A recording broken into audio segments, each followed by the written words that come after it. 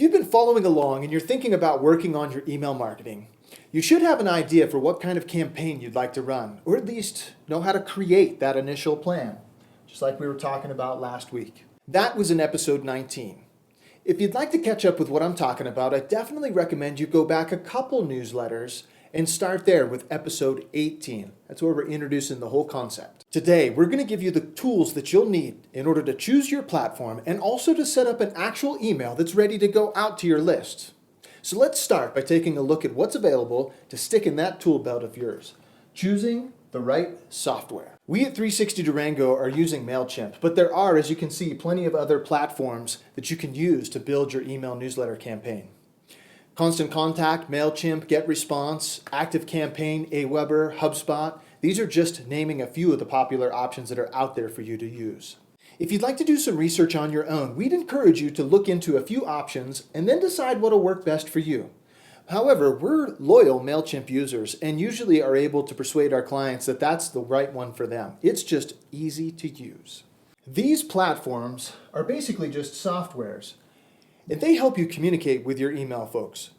They help you build your list, create your emails, send that email, and record what happened.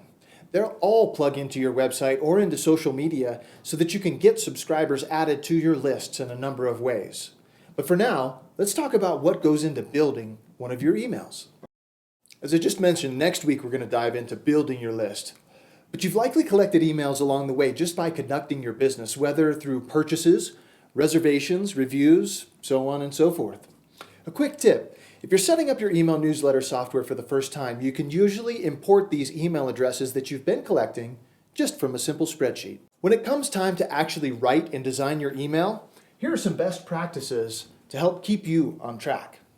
Start with one clear goal in mind, and as a result, just one clear call to action. Except in very specific cases, having multiple calls to action in a single email can fragment your success and overwhelm your subscribers. A consequence of keeping it simple is that it takes less effort to actually design these emails when you're revolving the whole thing just around one singular goal. We mentioned something called an inverted pyramid a while back, but now we're going to talk about how it can be used in email marketing. We'll walk you through our own public newsletter for context, so just hang tight with us for a minute while we break this thing apart. Your first effort needs to be grabbing people's attention. This can be done with compelling images, bold text or fonts, and attention-grabbing copywriting. Ask yourself, what's going to get people to pause and engage with your content? What's going to draw them in? Appeal to their needs or tastes, desires, wants, and do this through logic or emotion or maybe their morals. The second objective is going to be to build anticipation. This is where you have room to give context to your offer or message, usually with a little bit of copy. Build anticipation and tease out what you've got in store for them, which should lead them directly to the call to action, the third element of an effective newsletter.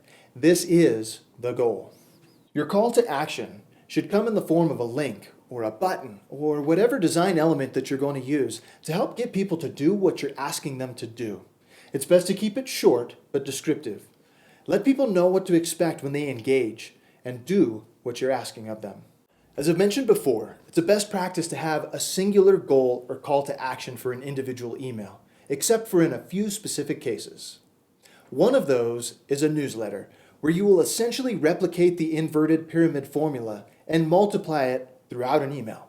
Here's an example of the most recent email newsletter that we sent out to the public. We've got this big graphic, this image that's grabbing attention, and we've got some copy that is building the anticipation for what is the reader or the email user or whomever going to experience if they click on this link down at the bottom. Grab attention, build anticipation, do something. Then, below that, we have the same thing over again. Big image, grab attention, give some anticipation, a little bit of build up, little lead in, get them to click on something. They're going to know exactly what they're going to experience because of the way that we laid things out and gave them just a little teaser of what's coming next. This is a great textbook example of how to use the inverted pyramid in your email structure. Thanks for sticking with me through all of that. You should now have an idea for how to define your goal or plan. That was in the last video, or what you're trying to do with your email marketing. Now you also know from this video some suggestions for which softwares are available and how to actually set up an email design inverted pyramid for your campaign. Next week, we're going to dive into list building because after all, you can't just send out your email to crickets. Hey, thanks so much for listening. We really appreciate the opportunity to be of service. Hope you have a great day and a better week. Bye for now.